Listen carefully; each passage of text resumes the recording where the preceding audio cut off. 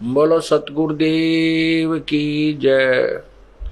बंदी छोड़ कबीर साहेब की जय।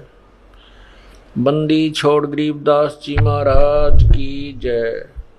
स्वामी रामदेवानंद जी गुरु महाराज की जय। सर्व संतों की जय। सर्व भक्तों की जय। धर्मी पुरुषों की जय। श्री काशी धाम की जय। श्री छुडानी धाम की जय। श्री करोथा धाम की जय। श्री बरवाला धाम की जय। सत सोही। ग्रीव नमो नमो सतपुरुष को नमस्कार गुरु की नहीं। सुर नर मुनि जन साधुआ संतों सर्वस दीन। सतगुरु साहेब संत सब है दंडोतम प्रणाम। आगे पीछे मध्य हुए तिनको जा कुर्बान। नराकार निर्विषम काल जाल भय वंदनम। निर्लेपम निज नीरगुणम अकल अनुबे सुन दुनम। सोहम सुरति समाप्तम सकल समाना नीरतलय। उज्ज्वल हिरंबर हरदमम बेपरवा था है वार पार नहीं मध्य तुम। ग्रीव जो सुमर सिद्ध होई गणनायक गलताना। करो अनुग्रह सोई पारस पद परवाना। आदि गणेश मनाऊं गणनायक देवन देवा। चरण कमल लो लाऊं आद अंत करु सेवा। परम शक्ति संगीतम रिधि सिद्धि दाता सोई। अवगत गुण अतीतम सत्पुरुष निर्मोही। जगदम्बा जगदीशम मंगल रूप मुरारी। तन मन अर्पों शीशम भक्ति मुक्ति भंडारी। सुर नर मुनि जन ध्यावे ब्रह्मा विष्णु महेशा। शेष सहस मुख गावे पूजे आद्य गणेशा। इंद्र कुबेर सरीखा वरुण धर्म राय ध्यावे। समर्थ जीवन जी का मन इच्छा फल पावे। 33 कोटि अदारा ध्यावे से 88। उतर बहु जल पारा कट है यम की फांसी। 33 कोटि अदारा ध्यावे से 88। उतर बहु जल पारा कट है यम की फांसी। सत सही। कर जोरूं विनती करूं धरूं चरण पर शीश।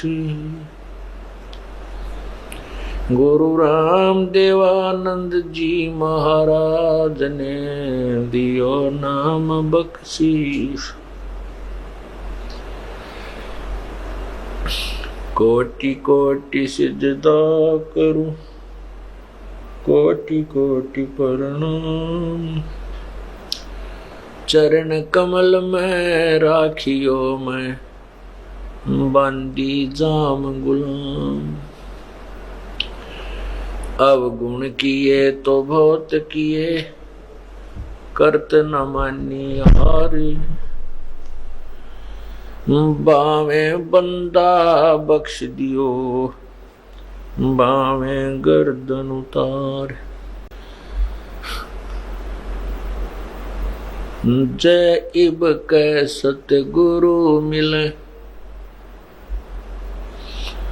सब दुख आँखों रोए। चरणों ऊपर शीश धरूं कहूँ जो कहनी होए। गुरु जी तुम ना भूलियो चाहे लाख लोग मिल जाएं। हमसे तुमको बहुत है तुमसे हमको ना। गुरु जी तुम ना भूलियो चाहे लाख लोग मिल जाएं, हमसे तुमको बहुत है, तुमसे हमको नहीं। तुमरे विसारे क्या बने, मैं किसकी शरण में जाऊं।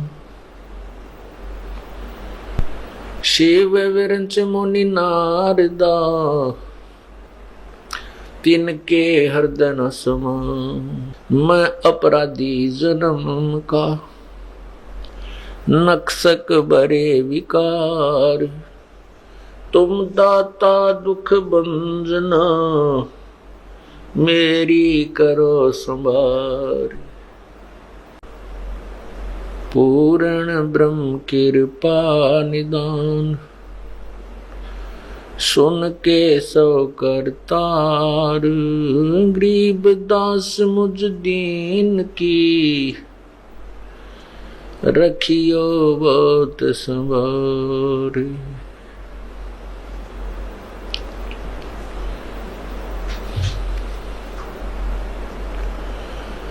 राम नाम रटते रहो, जब तक घट में प्राण। कब हो तो दीन दयाल के, बिनक पड़ेगी काम। लूट सको तो लूटियो, राम नाम के लूट। पीछे फिर पछताओगे, प्राण जहांगे छूटे। नहीं भरोसा देही का, विनस जावे छिन माही। श्वास उश्वास में नाम जपो, और यतन कछु नाही। श्वास उश्वास में नाम जपो, व्यर्था श्वास मत खो। ना जाने इस श्वास को, आवण ओक न हो। कभी वो पृथ्वी पति चकवे गए, जिनके चक्र चलंत। रावण सरीखे कौन गिने, ऐसे गए अनंत। पहले गए ना बावड़े, रहते भी सब जाही। बिन सायब की बंदगी, कहीं ठोर ठिकाना नहीं। जैसा मोती ओस का, ऐसी तेरी आव। गरीब दास करो बंदगी, बोर न ऐसा दावे।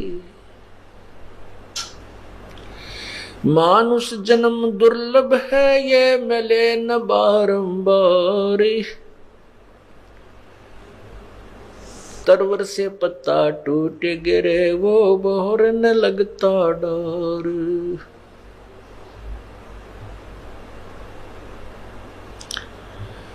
पतझड़ आवत देख कर, बन रोवे मन माही। वो ऊंची टहनी पात थे, अब पीले हो जाही। पात जड़नता न्यू कहे, सुन भई तरवर राय। अब के बिछुड़े नहीं मिले, न जाने कहाँ गिरांगे जाए। तरवर कहता पात से, सुनो पात एक बात। यहाँ की यह रीति है, एक आवे एक जात। बेटा जाया खुशी हुई, खूब बजाए थाल। ये तो आवण जावण लगा हुआ है, ज्यों कीड़ी का नाल। झूठे सुख को सुख कहे, ये मान रहा मन मोदी। ये सकल चबीना काल का, कुछ मुख में कुछ गोदी।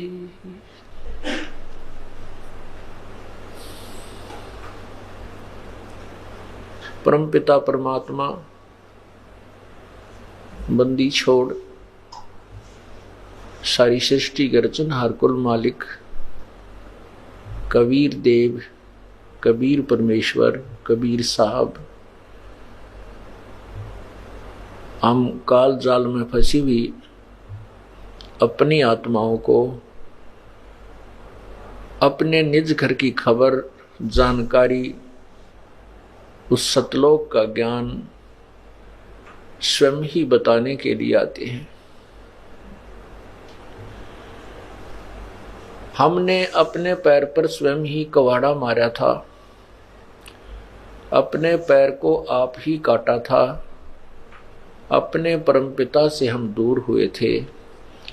इस काल की इस नाटकबाजी को, ड्रामाबाजी को जो ये तप कर रहा था वहां पर सतलोक में, उसको देख करके हम इस पर आसक्त हुए थे। अपने परमात्मा से हमारी श्रद्धा हट गई थी, इसके अंदर हमारी आसक्ता बढ़ गई थी। हम अपने पतिव्रता धर्म से गिर गए थे। और जब पतिव्रता धर्म से गिर जाते हैं आत्मा, उसका कहीं ठिकाना नहीं होता। हम अपने परमपिता से आस्था हटा करके इस काल भगवान ज्योति निरंजन ब्रह्म के ऊपर आसक्त हुए और उस जरा सी भूल की आज हम कितनी यातनाएं सह रहे हैं, कितना कष्ट उठा रहे हैं।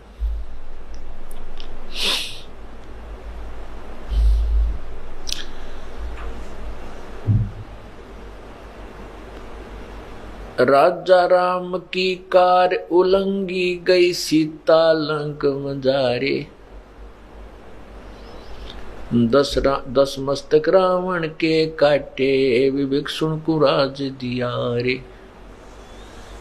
परमात्मा बंदी छोड़ कबीर परमेश्वर हमें याद दिलाते हैं कि जैसे यहाँ की जो कथाएं आपने सुन रखी है, क्योंकि हमारा धर्म पवित्र धर्म में जन्म हुआ, बचपन से ही हम जो उन कथाओं की, जिन भगवानों की महिमा हम सुनने लगे थे, वो हमारे हृदय में समाई हुई हैं। उन्हीं के उदाहरण से हमें समझाने की चेष्टा करते हैं परमात्मा कि जैसे सीता जी ने जो लक्ष्मण जी ने कार लगाई थी कि इस रेखा के बाहर मत आना, इस रेखा से बाहर मत जाना, सीता जी को कहा था जब तक हम वापस नहीं आए तब तक आप इस रेखा से बाहर नहीं आना। अब सीता जी ने रावण को ना पहचान कर, वो एक साधु वेश में था और उसकी बातों में आकर के सोचा था कि इस रेखा से थोड़ा सा दूर जाऊंगी, इसमें क्या फर्क पड़ता है। अब वह तो उसकी सोच थी कि कुछ नहीं फर्क पड़ेगा, लेकिन जिन्होंने ये लगाई थी रेखा वो जानते थे कि जिसका घर ही छूट गया है तो उसके ऊपर आपत्तियां कितनी ही आ सकती हैं। जिसका राज भी छूट गया है तो उस पर आपत्तियां और भी बहुत आ सकती हैं। लेकिन सीता जी ने उनकी बातों के, उनके वचनों का उल्लंघन किया, परवाह नहीं की और उसके प्रतिफल में कितना कष्ट उठाया।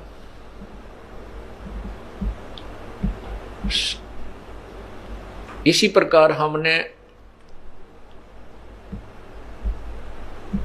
अपनी नालायकी से इस काल को अपना हाथ पकड़ा दिया, ये हमें घसीट कर यहाँ ले आया इस गंदे लोक में। यहाँ अपने को कितनी पीड़ा दी जा रही है, हम आदी हो गए इन दुखों को सहन करने के। फिर हम एक दूसरे को देखते हैं, ये भी दुखी है, ये भी दुखी है, ये भी सुख, इतना ही दुख है। इस तरह हम एक दूसरे के दुख को देख करके हम अपने दुख को कम मान करके सुख महसूस कर लेते हैं। एक व्यक्ति के 2 पुत्र थे, दोनों ही मृत्यु को प्राप्त हुए। एक के 2 पुत्र थे, उसका एक ही मृत्यु को प्राप्त हुआ। तो जो जिसके 2 में से एक मृत्यु हुई थी, वो व्यक्ति वहां गया जिसके एक ही पुत्र था, उसी की मृत्यु हो गई थी। तो वो भी बहुत दुखी था, और जिसके 2 में से एक पुत्र की मृत्यु हुई थी, वो भी बहुत दुख महसूस कर रहा था। वहां जाकर जब उसको पता चला कि इसका एक ही पुत्र था इकलौता, वो भी मृत्यु को प्राप्त हुआ, तब उसने राहत की सांस ली है, भगवान शुक्र है मेरा एक तो जीवित है। तो इस करके उसने अपने उस महादुख को उस तुलनात्मक तरीके से अपने आप मान लिया, अपने आप सेटिंग कर ली अपने मन की कि इससे तो मैं सुखी हूं। हम इस प्रकार यहां इस घोर कष्ट को सहन करते हुए भी अपने इन दुखों को यही मान लेते हैं कि इससे तो मैं सुखी हूं, और उस जो दूसरा जीवित है उसका क्या भरोसा है, ये कितने दिन रहेगा। यहां बुद्धि कभी नहीं जाती, और फिर हम गलतियों पर गलती करने लग जाते हैं, परमात्मा को नहीं पहचानते। ये सारी कथाएं सुना करके आपको परमात्मा की तरफ डाइवर्ट किया जाता है, आपके मन की दिशा परमात्मा की तरफ लगाई जाती है, जो कि हमने जो दूसरी दिशा में लगा रखी है। इसलिए ये कथाएं सुनाई जाती हैं, सत्संग सुनाए जाते हैं। इस काल ने हमारे को कितनी पीड़ा दे रखी है।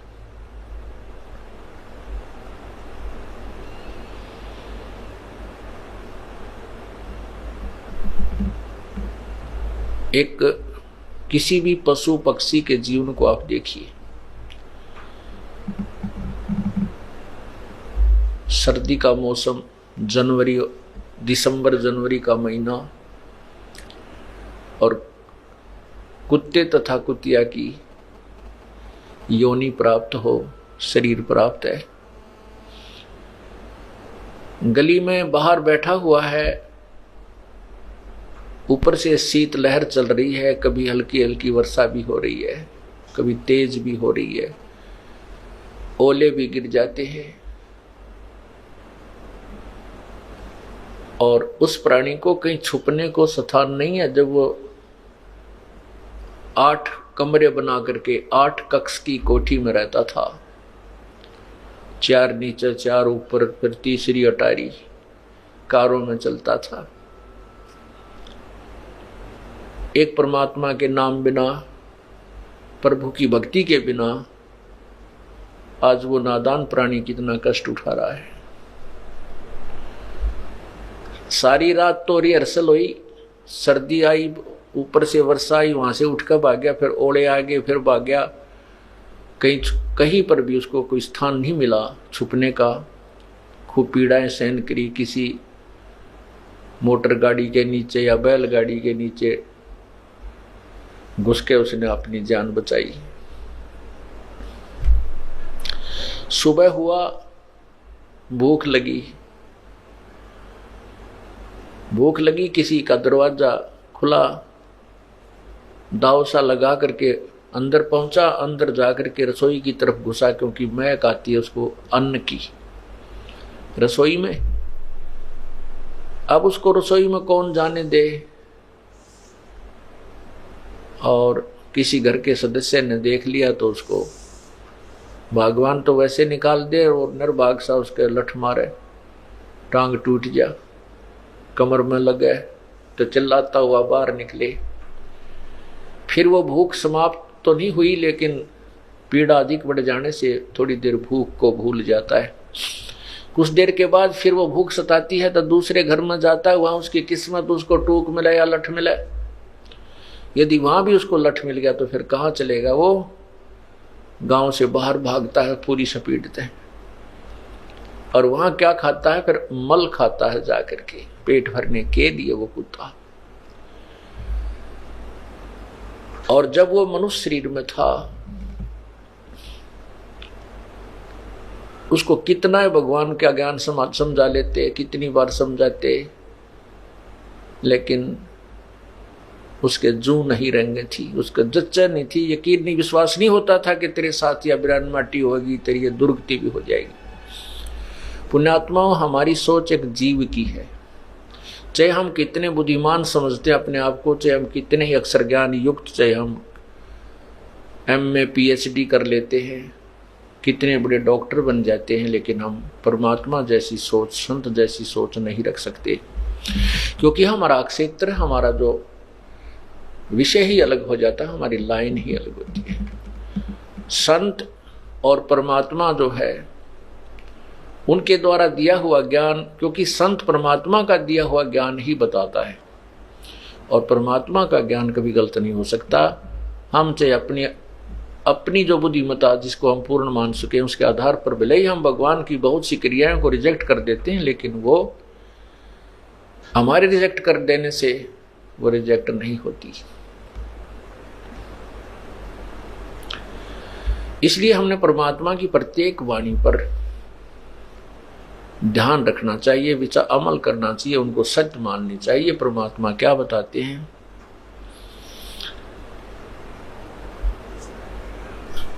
आगे गए न बावड़े, जो पहले जा चुके कहते हैं वो वापस तुम्हारे घर में नहीं आए हैं, और रहते भी सब जाही, बिन साहेब की बंदगी कहीं ठोड़ ठिकाना नहीं। पूर्ण परमात्मा, साहेब का अर्थ होता प्रभु। ये भाषा भिन्न होने से कोई गॉड कहता है, कोई रब कहता है, कोई अल्लाह कहता है, कोई हम साहेब परमेश्वर राम कह देते हैं। तो सही मायनों में राम कौन है? क्योंकि हम जिस राम की तरफ संकेत करते हैं, हम जिस अल्लाह की तरफ संकेत करते हैं, गॉड की तरफ संकेत करते हैं, वो कबीर गॉड है, वो कबीर साहब है, कबीर परमेश्वर है, वो अल्लाह कबीर है, अल्लाह अकबर है। और ये कबीर अल्लाह वही है जो काशी में 120 वर्ष तक एक जुलाहे की भूमिका तथा एक महान कवि की भूमिका करके सहस्री राय थे, सहस्री चले गए। अब राम की परिभाषा, डेफिनेशन ऑफ गॉड भी हमें आज तक किसी संत ने नहीं बताई। किसी संत का मीन जो हम जिन संतों से परिचित थे।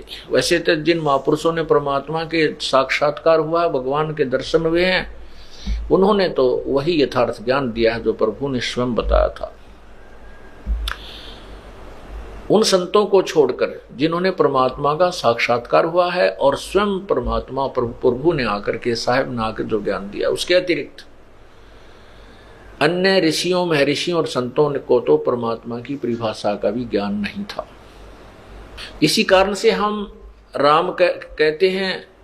जैसे आपको कथा सुनी थी कि पीपा जी एक राजा था, वो फिर संत बन गया। एक शहर में गया हुआ था, वहां एक मुसलमान तेलन थी। उसको साधु, उस पीपा जी ने कहा कि बेबे राम बोल, राम राम। तो वो कहने लगी, तो कौन से धर्म का है तो तेरा क्या इसम, क्यों बोलूं मैं राम? राम तो मरने के बाद बोलते हैं, हमारा कोई मर थोड़ा ही रहा है। तू बोल राम, तू बोल राम, तू बोल ले। कहने का भाव यह है कि उसको राम बोलना ही पाप बता रखा था कि राम तो कहना ही नहीं, ये तो हिंदू कहा करते हैं। हमने एक दूसरे का विरोध इतना सीरियसली कर लिया कि हिंदू ऐसे कहें तो मुसलमान ऐसे कहें, वो ऐसे करें तो हम ऐसे करें, यानी इतना विरोध बना लिया। जबकि परमात्मा एक है, हम एक पिता की संतान हैं। केवल ये स्वार्थी जो गुरु पीर परमात्मा से अपरिचित थे, वही हमें ऐसे दिग्भ्रष्ट कर देते हैं, मिसगाइड करते हैं। उसी आधार पर उस मालन ने संत जी से कहा कि तू बोल राम, तुम्हारा मर गया होगा कोई, हमारे कोई मरा थोड़ा ही है। तब पीपा जी ने कहा था कि तेरा मरियो खसम, चल तेरा पति मर जाएगा, तू फिर तो बोल लेना राम राम। तेलन जो अपने घर गई तो वहां देखा तो तेली अपने बैल के लिए चारा रोड़ा था, चारा ठीक कर रहा था, उसमें से मिट्टी माटी निकाल कर नो साफ करने लग रहा था। उसके देखते देखते मर गया वो। फिर वो लागी रोन बुरी तरह, लाओ किताब बोलो राम। तब पीपा जी कहने लगे, ले माई अब बोल भगवान का नाम। अब तो बोलेगी ना कि परमात्मा का नाम तो ले ले कुछ थोड़ी बहुत देर, यही कारण सही। तब उसके पैर पकड़े, पीपा जी मुझे माफ करो। तब उसने कहा, नालायक, भगवान एक है, हमने दो बना लिए। उसी समय तेली को जीवित कर दिया। उसके बाद उस तेली परिवार ने वो रूढ़िवादिता त्याग दी और सत्य भक्ति स्वीकार की। तो हमने भाषाहीन होने से कोई राम कहता है, कोई अल्लाह कहता है, कोई बात नहीं। भाषाहीन होने से कोई दिक्कत नहीं, राम कहो चाहे अल्लाह को, गॉड कहो, रब कहो, खुदा कहो। तो वो कौन है, उसकी परिभाषा क्या है? प्रभु की जो परिभाषा है,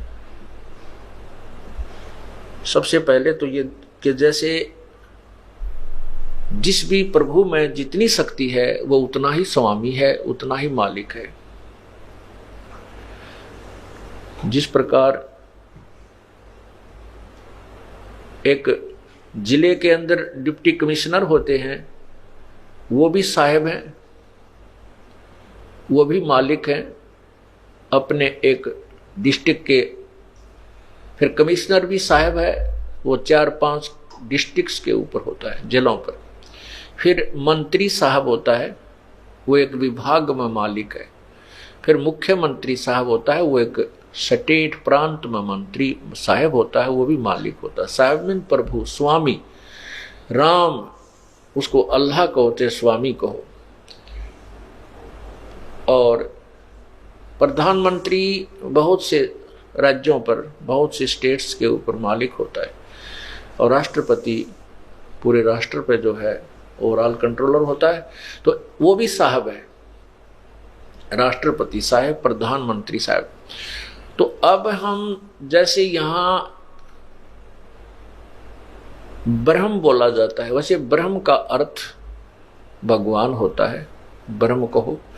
अब यहां जैसे कोई भी किसी ऑफिस में काम करते हैं, जैसे हम ऑफिस में काम करते थे, दास जेई लगा हुआ था, तो एक्शन ऑफिस में जाते थे तो वहां के क्लर्क लोग यही बोलते थे कि साहब का ऐसा आदेश है, साहब ने ऐसा कहा। तो बार बार नहीं कहते थे एक्शन साहब, उनका अंडरस्टूड साहब था। वहां सुनने वाले को भी अंडरस्टूड था, बोलने वाले को भी अंडरस्टूड था कि साहब कौन है। तो उस डिवीजन का वो साहब अंडरस्टूड था। तो इसी प्रकार जैसे यहाँ इस 21 ब्रह्मांड में जो राम बोला जाता है, ब्रह्म बोला जाता है, तो यहाँ जब हम ब्रह्म बोलते हैं, अपने परमात्मा की वाणी में ब्रह्म शब्द आता है, गीता जी में ब्रह्म शब्द है, तो ब्रह्म का अर्थ है 21 ब्रह्मांड का मालिक, जो राम यानी ज्योति निरंजन, ये काल, इसको ब्रह्म, ये भी भगवान है, ईश है। लेकिन परब्रह्म क्यों कहा गया कि इससे नेक्स्ट जो परमात्मा है वो भी नेक्स्ट ब्रह्म, नेक्स्ट भगवान, अगला भगवान।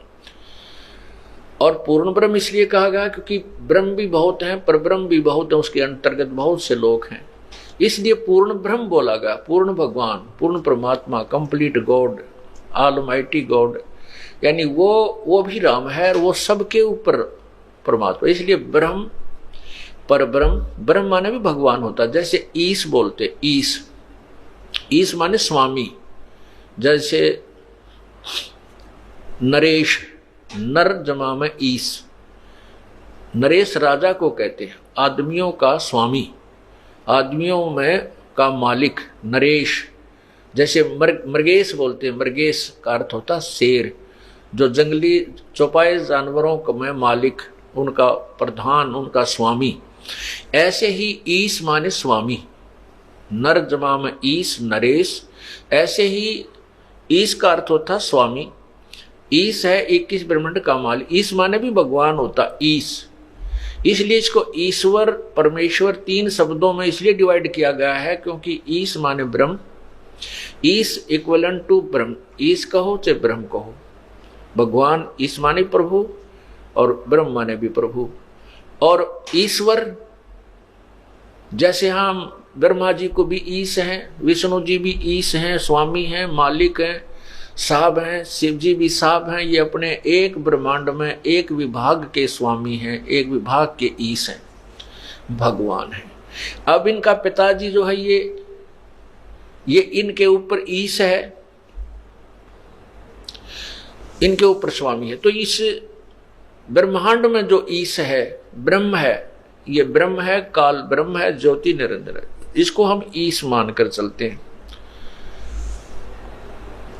और इससे बड़ा जो है जो ईश्वर, ईश्वर माने जो भगवानों में श्रेष्ठ, और परमेश्वर जो ईश्वर, ईश माने स्वामी, वर माने श्रेष्ठ, यानी भगवानों में श्रेष्ठ, और सब भगवानों में श्रेष्ठ से का भी श्रेष्ठ, परम श्रेष्ठ। वर माने पति भी होता है, ईश्वर वर वधु।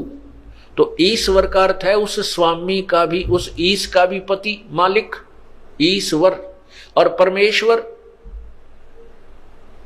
परमेश्वर उस ईश्वर का भी परम वर, उस ईश्वर से भी परम श्रेष्ठ परमेश्वर कहलाता है।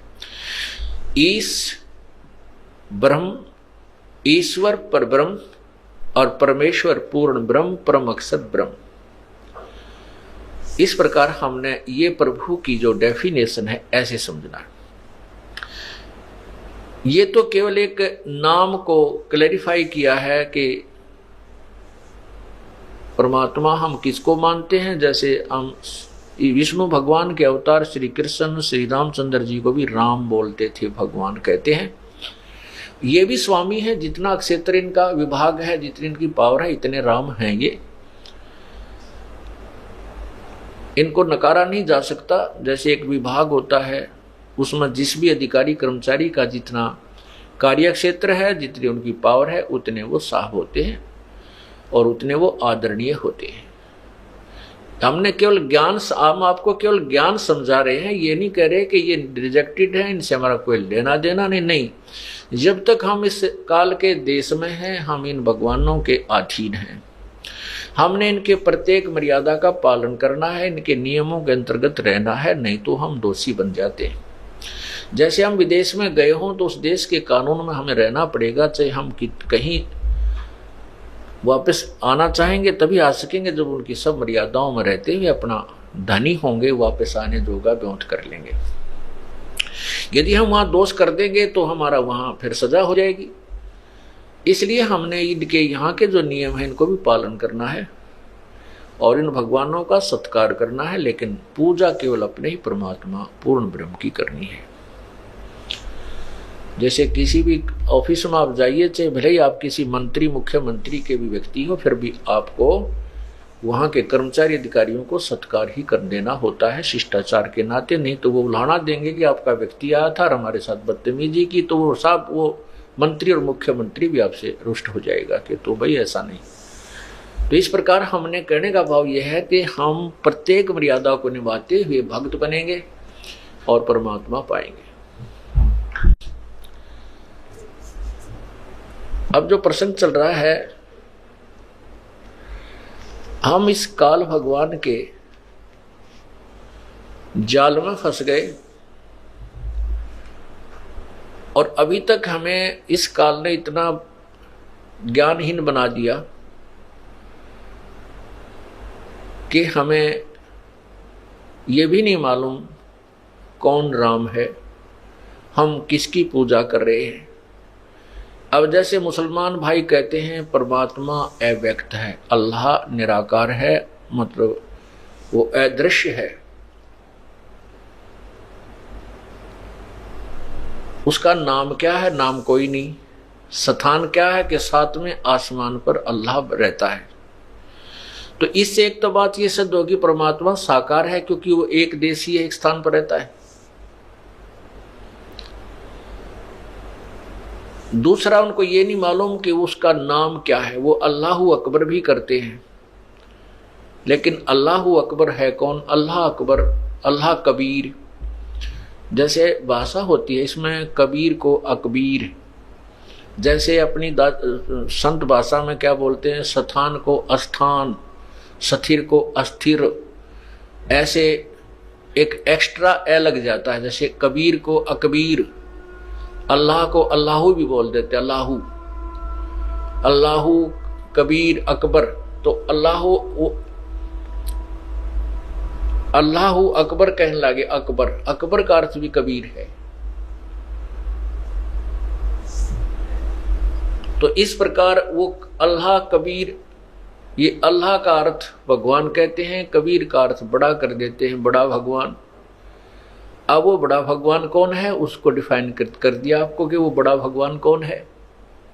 क्योंकि पवित्र कुरान शरीफ सूरत फुरकानी 25 आयत 52 से 59 में स्पष्ट किया है कि जो कुरान शरीफ का ज्ञान दे रहा है उसको मुसलमान धर्म अल्लाह मानते हैं। जिस भगवान ने, जिस अल्लाह ने, जिस गॉड ने कुरान शरीफ का ज्ञान दिया है, उसको मुसलमान धर्म के भाई जो हैं वो कंप्लीट गॉड मानते हैं कि ये परमात्मा हमारा है। और वो कहता है कि हे पैगंबर अर्थात हजरत मोहम्मद, वो कबीर नामक जो परमात्मा बड़ा भगवान है, उसको ये काफिर परमात्मा नहीं मानते, अल्लाह नहीं मानते, तो इनकी बातों में मत आना, इन काफिरों का कहा मत मानना।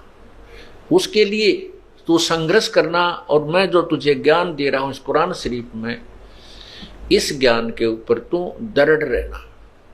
जिहाद का अर्थ लड़ाई नहीं कहा, संघर्ष करना, चाहे ये कितना ही तुझे कष्ट दें, चाहे गलत बोलें, आप इनकी बातों से डगमग मत होना। और ये परमात्मा वही है जिसने सारी सृष्टि रची, जमीन और आसमान के बीच में जो भी कंस्ट्रक्शन है उसी अल्लाह ने की है। कोई जो गीता ज्ञान दाता किसी और, कुरान शरीफ का ज्ञान दाता किसी और अल्लाह भगवान के बारे में बता रहा है, जो कबीर भगवान है।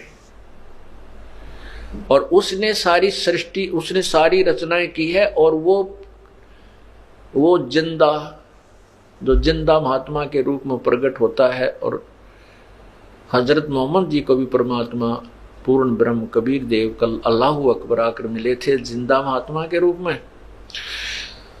तो उसी के लिए 52 आयत नंबर 58 में कहा है कि वो जिंदा कभी मरने, वो उस जिंदा, जो जिंदा तुझे मिला, जिंदा के रूप में मिला, और वो पूर्ण परमात्मा है, वो अल्लाह बड़ा लिख दिया। अल्लाह कबीर को अल्लाह बड़ा लिख दिया, वो अल्लाह कबीर है, वो अल्लाह बड़ा कर लिख दिया उन्होंने अनुवाद में। बाकी मूल जो भाषा है वो सही बता रही है। और वो कभी मरने वाला नहीं है, और वो अपने बंदों के गुनाहों से बाखबर है, खूब परिचित है, वो उनको अक्षमा कर देता है। फिर लिखा कि ये वही परमात्मा है जिसने ये कबीर वही भगवान है जिसने 6 दिन में सृष्टि रची, 7वें दिन तख्त पर जा बैठा।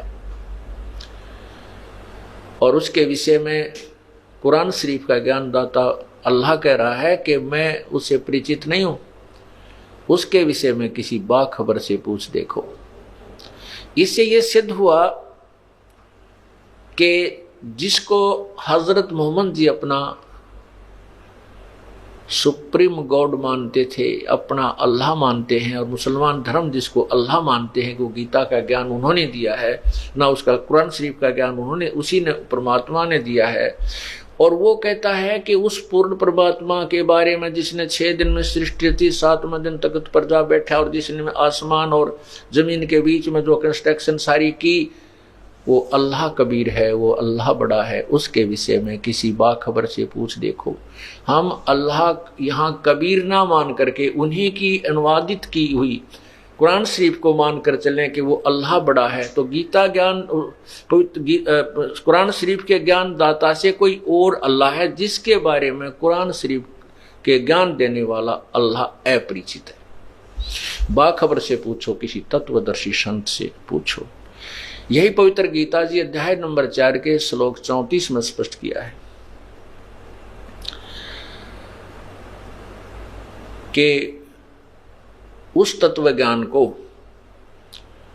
जो गीता अध्याय नंबर 4 के श्लोक 32 में स्पष्ट किया है कि उस पूर्ण परमात्मा ने अपने मुख्य ज्ञान में अपने ही मुखारविंद से पूर्ण परमात्मा भक्ति के बारे में बहुत से विवरण दिए, यानी तत्व ज्ञान में बहुत सा विवेचन दिया हुआ है। उसके बारे में, उस तत्व ज्ञान के बारे में किसी तत्वदर्शी संतों से पूछो, उनको दंडवत प्रणाम करो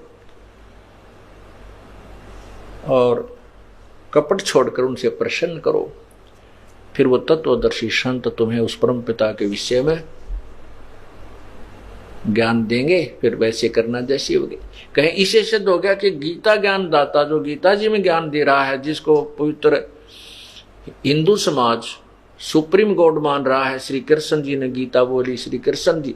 वैसे तो श्री कृष्ण जी ने गीता में एक शब्द भी नहीं कहा, जो सारा ज्ञान काल ने बोला है, जो श्री कृष्ण जी में प्रवेश करके बोल रहा था।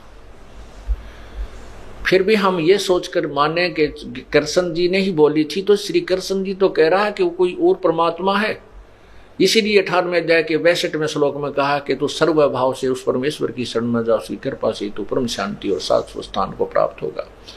15वें अध्याय के प्रथम मंत्र में श्लोक में कहा है, उस तत्वदर्शी संत की पहचान बताई है कि उल्टे लटके हुए संसार रूपी वृक्ष को जो सर्वांग सहित बता देगा, स वेदवित। उल्टा लटका हुआ संसार रूपी वृक्ष है, इसके ऊपर को जड़ है वो पूर्ण परमात्मा है, परम दिव्य परमेश्वर है, और नीचे को तीनों गुण रूपी शाखा है, और जो इनको सभी अंग बताएगा, तना कौन रूप भगवान है, डार कौन है, पत्ते कौन है, स वेदवित, वो तत्वदर्शी संत है, वह वेद के तात्पर्य से पूर्ण परिचित है। तो परमात्मा ने स्वयं आकर के वो बताया था, अक्षर पुरुष एक पेड़ है, निरंजन वा की डार, तीनों देवा शाखा है, ये पाथरूप संसार। जैसे तना जमीन से बाहर दृष्टि गोचर है, तना तो अक्षर पुरुष अर्थात परब्रह्म है। तने से आगे चल के एक डार मोटी निकलती है, बहुत सी डारें निकलती हैं, उनमें से एक डार मोटी, उसको ब्रह्म क्षर पुरुष समझो, और उस डार के आगे 3 शाखा हैं, रजगुण ब्रह्मा, सतगुण विष्णु, तमगुण शिव जी, और आगे जो पातरूप संसार, आगे और जो पत्ते हैं वो हम लटके हुए हैं। तो जो मूल है, जड़ है उस पूर्ण परमात्मा की, वो पूर्ण ब्रह्म है, जिससे सारे पौधे को, पूरे वृक्ष को आहार प्राप्त होता है। इसलिए परमात्मा ने, कबीर परमेश्वर ने अपने मुख्य ज्ञान में अर्थात तत्व ज्ञान में, सूक्ष्म वेद में स्पष्ट किया हुआ है, अक्षर पुरुष एक पेड़ है, निरंजन वा की डार, और तीनों देवा शाखा है, ये पातरूप संसार, और मूल परमात्मा स्वयं है। यही प्रमाण गीता जी अध्याय नंबर 15 के श्लोक 16 और 17 में स्पष्ट है। 16 में क्षर पुरुष और अक्षर पुरुष ये 2 भगवानों के विषय में कहा है, और इनके विषय में बताया है कि ये भी नाशवान है, इनके जितने भी इनके शरीरधारी प्राणी हैं वो भी इनके लोकों में नाशवान है, आत्मा नहीं मरती। 17वें श्लोक में कहा 15वें अध्याय के में कि उत्तम पुरुष है तू अन्य परमात्मा इति उद्धारते, ये लोक त्रयम अविश्य विभर्ति अव्यय ईश्वर है, जो तीनों लोकों में प्रवेश करके सबका धारण पोषण करता है और सबका मालिक है। इन दोनों से भी जो उत्तम भगवान है वो तो कोई और है, वो पुरुषोत्तम है। 15वें अध्याय के 18वें श्लोक में जो कहा है गीता ज्ञानदाता ने कि मुझे तो लोकवेद के आधार पर पुरुषोत्तम मानते हैं, मैं पुरुषोत्तम नहीं हूं, पुरुषोत्तम तो कोई और है। तो कहने का भाव यह है कि पुण्यात्माओं, ये नहीं कहा जा सकता कि वेद और गीता और पुराण कुरान ये झूठे हैं, नहीं, इनमें ज्ञान उसी सत्र का है जैसे मैट्रिक के सिलेबस में, 10वीं के सिलेबस में 10वीं तक का ही उसमें नॉलेज होता है, बीए और एमए का नहीं होता, उसके लिए बुक्स अलग बनी होती है। सिर्फ इतनी सी बात है कि हम पहले जो पढ़ाई पढ़ रहे हैं वो तो पढ़ चुके, अब आगे पढ़ना है, अपने नेक्स्ट क्लासेस में होना है। ये जो पढ़ाई आप पढ़ रहे हो अर्थात जो साधनाएं आप करते रहे अभी तक, कर रहे हो। ये तो जन्म और मृत्यु 84 लाख योनियों में एक बहुत लंबा प्रोसीजर बना रहेगा। इससे आगे की पढ़ाई है कि कभी मृत्यु नहीं होगी। उस स्थान पर चले जाएंगे। 18वें अध्याय के जो 62वें श्लोक में कहा है कि तू उस परमेश्वर की शरण में जा, उसकी सर्वभाव से यानी पूर्ण रूप से समर्पण हो उस परम पिता के ऊपर। फिर अग्रम मग्रम नहीं रहे कि और देवता अन्य पूजाएं नहीं रहनी चाहिए। उस परमात्मा की शरण में सर्वभाव से जा, उसकी कृपा से तो परम शांति और शाश्वत स्थान यानी सत्यलोक, शाश्वत में सदा रहने वाला जो कभी एंड ना हो, नष्ट ना हो, उसको प्राप्त होगा।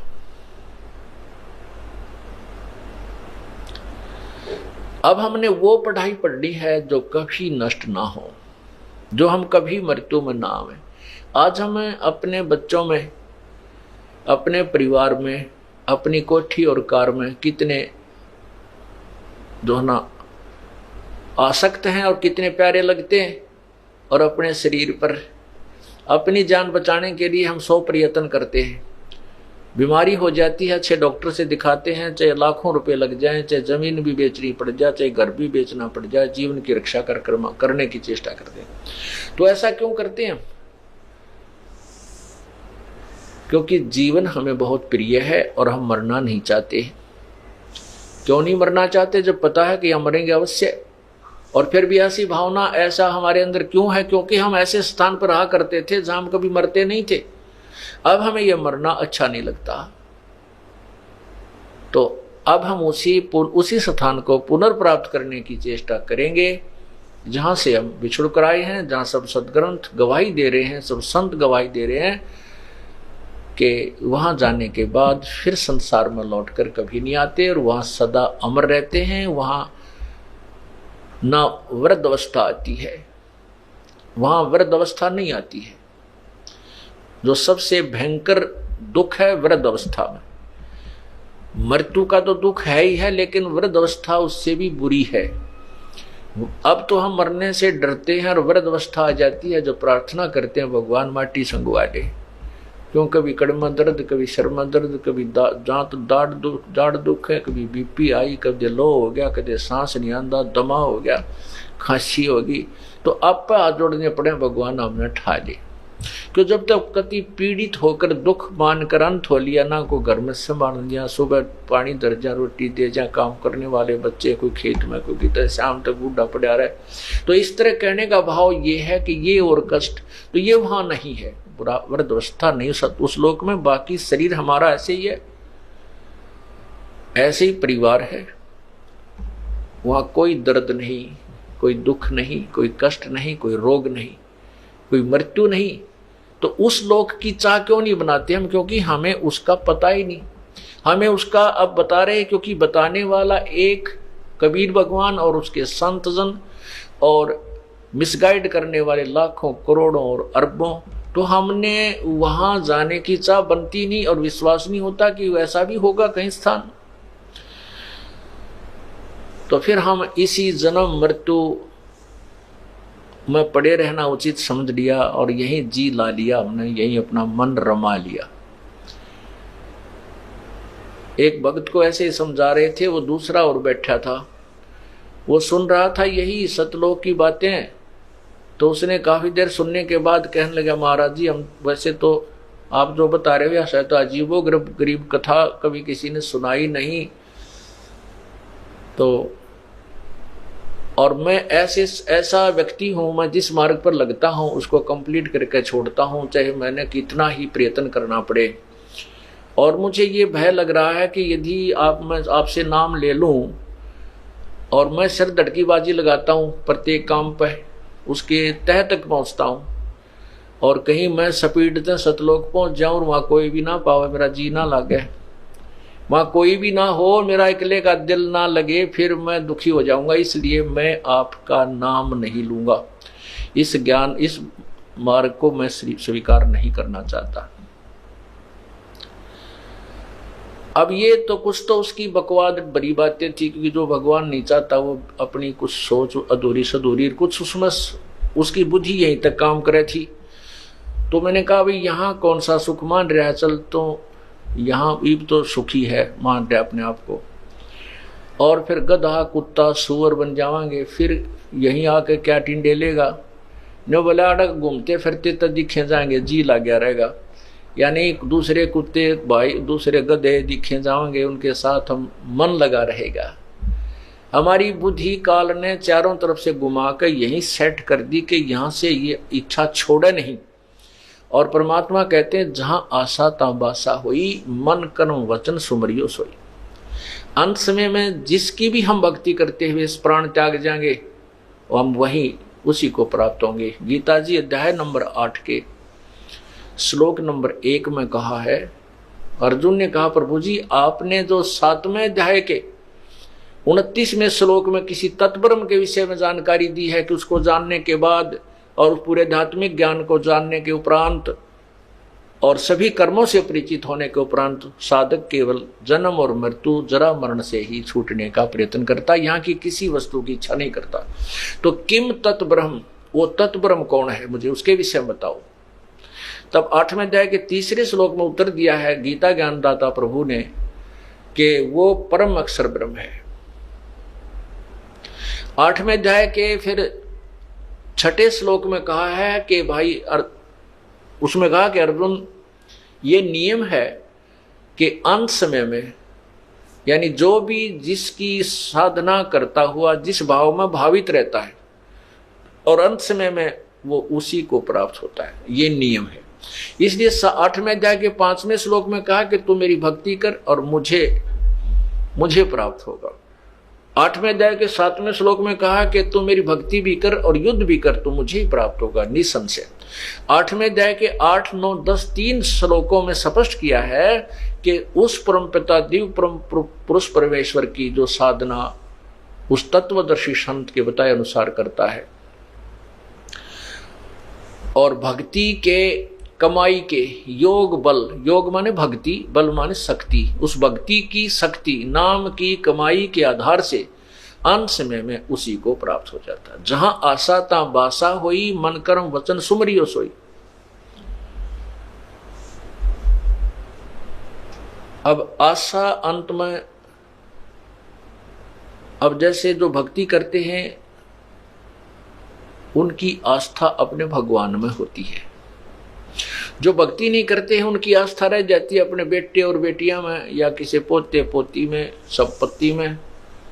तो वो वही जन्म पुनर्धारण कर लेते हैं, उनकी वही जन्म हो जाता है, चाहे गधा बनो चाहे गधी, कुत्ता बनो चाहे कुटिया, या चाहे जो भी उसके संस्कारवश है, चाहे उड़े की चीड़ी वो क्या ना चीटी बन कर जन्म ले वही आ जाएगा। तो इसलिए हम जिस भी परमात्मा की भक्ति करते हुए अंत समय तक, अब जैसे हम हर सुबह शाम दिन रात एक का मालिक याद रहता है, कबीर भगवान है, परमात्मा पूर्ण ब्रह्म है, वही हमने जाना है, वही भक्ति हम करें। तो हमारी अन्य भगवानों में जो आस्था नहीं रहेगी, ये बुरे भी नहीं लगते हैं।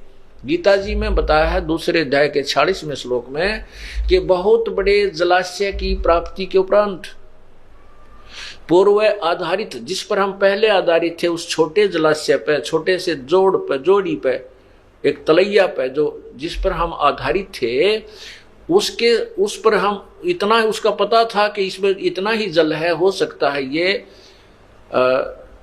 ज्येष्ठ मास में समाप्त हो जाए अगर वर्षा ना हुई तो।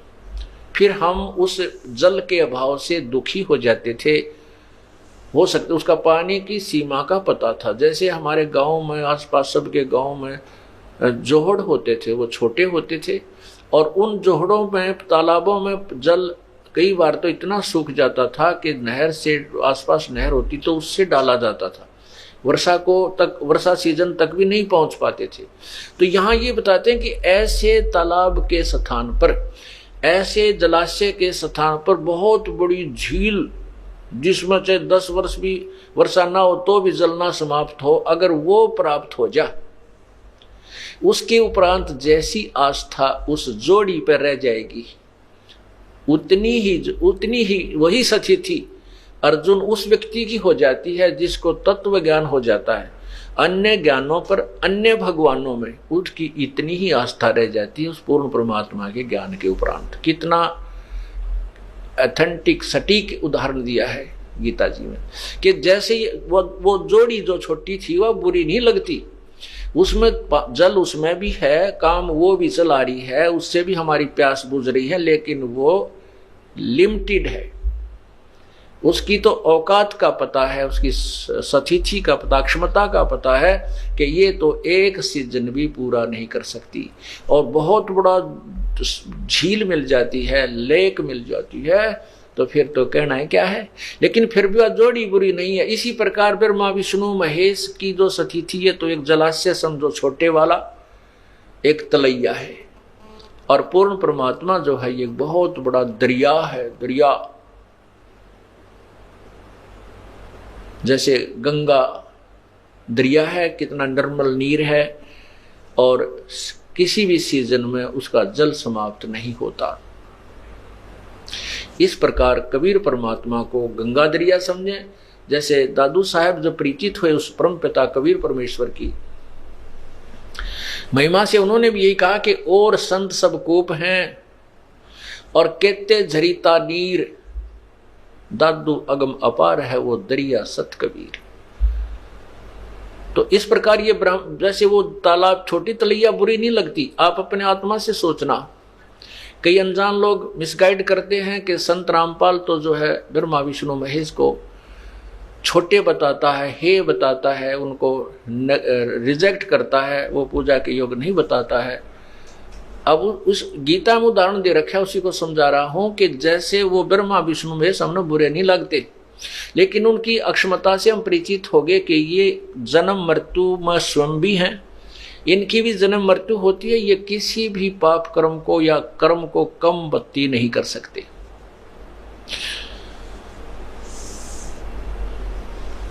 और इनकी साधना से केवल इनका लोक प्राप्त होता है, और जब ये वहां हमारे पुण्य समाप्त हो जाएंगे, हमें पुण्य फिर आना पड़ता है, जन्म मृत्यु बनी रहेगी। अब जैसे उल्टा लटका हुआ संसार रूपी वृक्ष बताया है, इसमें तीनों देवता टहनी बताई है और शाखा बताई है। शाखा के आगे हम पत्ते रूप में लटके हुए, जैसे जड़ से आहार चलेगा, पूर्ण परमात्मा की हम पूजा करेंगे। कोई पौधा लगाते हैं, आम का पौधा अपने मिट्टी में लगा, गड्ढा बनाया, उस गड्ढे में हम सिंचाई करेंगे, जड़ की पूजा करेंगे, जड़ की, और वहां से आहार ऊपर चलेगा। वो आहार तने से होता हुआ, जड़ का दिया हुआ आहार तने से डार में, डार से शाखा में, शाखा ब्रह्मा विष्णु महेश है, ब्रह्मा विष्णु महेश से आगे हम हैं, तो तब हमें प्राप्त होगा। लेकिन प्राप्त जब होगा जब पूजा परमात्मा की करेंगे, पूर्ण ब्रह्म की करेंगे, वहीं से हमारे संस्कार बन के इनके पास आते हैं, फिर ये हमें डिस्ट्रीब्यूट देते हैं एज वर्क डन, जैसा हमने कर्म किया, दैट्स ऑल। ये बुरे नहीं, ये हम इनसे दूर नहीं, हम इनको छोड़ नहीं सकते, हम इनसे दूर हो ही नहीं सकते, क्योंकि हम इनके लोक में हैं। और ये भी आप और हमारे जैसे ही जीव हैं, ये पीव नहीं है, लेकिन हमसे परम आत्मा है, श्रेष्ठ आत्मा है। जैसे राजा भी मनुष्य होता है, मानव होता है, लेकिन वो